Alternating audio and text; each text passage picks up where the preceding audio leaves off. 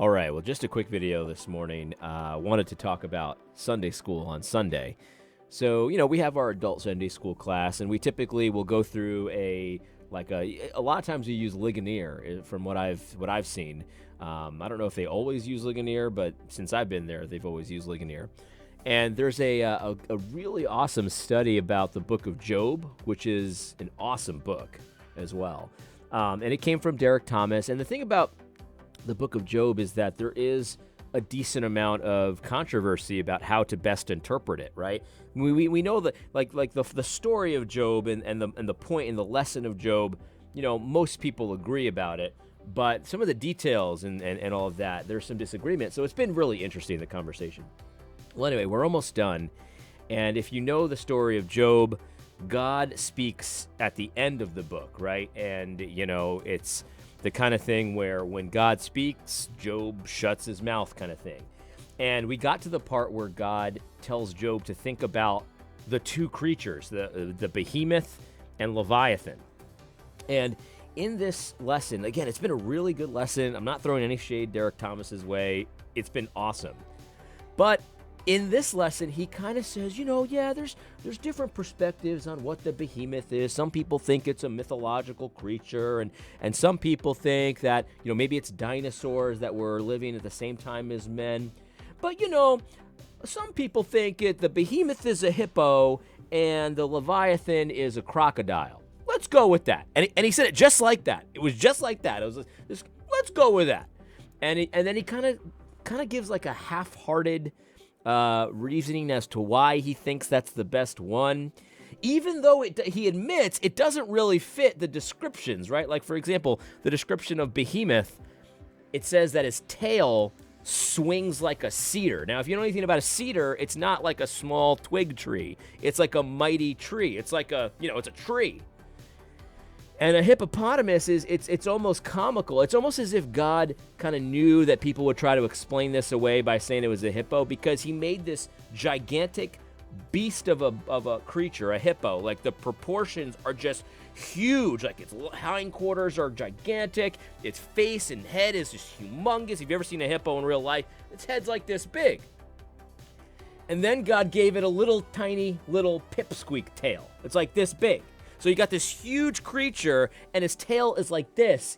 It's like, that's not a cedar, right? That's obviously not a cedar. And then, Derek Thomas went into this weird explanation as to why God brings up these creatures. So he kind of just gives you this throwaway explanation. Oh, yeah, let's go with hippo. And then he kind of gives this half-hearted, reasoning as to why God brings up these creatures. And I kid you not, this is the reasoning he gives you. He says, why do hippos exist? Why do crocodiles exist? They're very dangerous animals. A lot of people don't know that about hippos. They're very dangerous, right? He says they're very dangerous animals. Why do they exist? And this, I kid you not, this is really what he said. It's the same reason why suffering exists. I don't know. And that's why he brings up the hippo. I don't know. And that's what he says.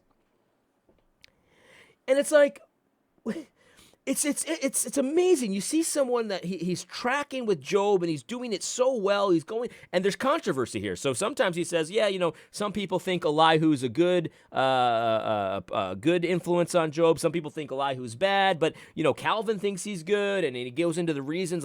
It's very descriptive, and you kind of you can see both sides. And then he gets to this thing with Behemoth and Leviathan, and he's like, I don't know. Who knows? Let's just go with hippo. And it's like, wow, that's it. So here's the thing, though. So my pastor, man, I love my pastor. I really do. Jerry, I love you, brother. I do. Because he started the class, and normally you just go through the book. That's what I usually do when I lead Sunday school. You go through the book, there's discussion questions and all that. It's the easy way, plus it's the safe way, because you just talk about what the author of the study wants to talk about. It's good. It's fun.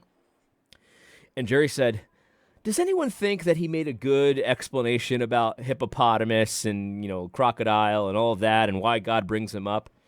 And nobody said anything, because I think everyone was thinking the same thing as I was thinking, no. And Jerry's like, with all due respect, I think it was, I don't know if he said terrible. I don't think he did. Or he was nice about it. And the reality is that when you read it, it's like the tail is like a cedar and he's a lumbering beast and he lives in the swamps. It's like, it sounds kind of like a dinosaur. Now, I happen to think that dinosaurs and dragons are the same thing. That what we think are dinosaurs are actually dragons. But then he gets to Leviathan, and Leviathan, if you read the description in Job, God says, consider Leviathan, and the Greek translates it as dragon. And Leviathan, if you read the description, it's a beastly creature that breathes fire. That's what God says. Job, have you considered that beast that breathes fire that nobody can control? And you see, that's the point, right? Because God brings up Behemoth and Leviathan, what I would say is dragons, because dragons are uncontrollable. Humans can't, they can't capture a dragon. They can't defeat a dragon. And God says, you can't even defeat a dragon. I created dragons.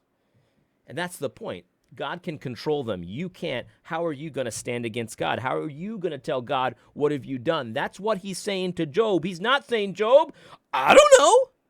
No, he's saying, Job, you can't even control these beasts. I created these beasts. These beasts do my will. And you're going to tell me that I'm in the wrong? That's essentially what he's saying. And so it's just so interesting. So my pastor says that Leviathan is a dragon. So I found out that my pastor is like, no, dinosaurs lived with humans. And not only that, but Leviathan is a dragon, a fire-breathing dragon.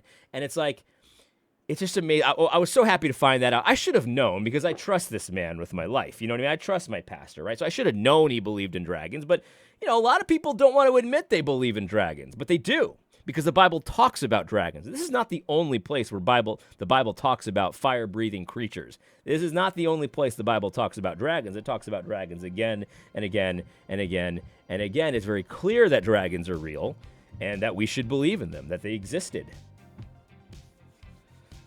But my point, though, is that when you start to play fast and loose with the text, and let me just be frank, my opinion is that Derek Thomas is doing that, not because he thinks it actually describes a hippo. In fact, he actually admits it really doesn't fit a hippo. In fact, he admits it doesn't really fit any animals.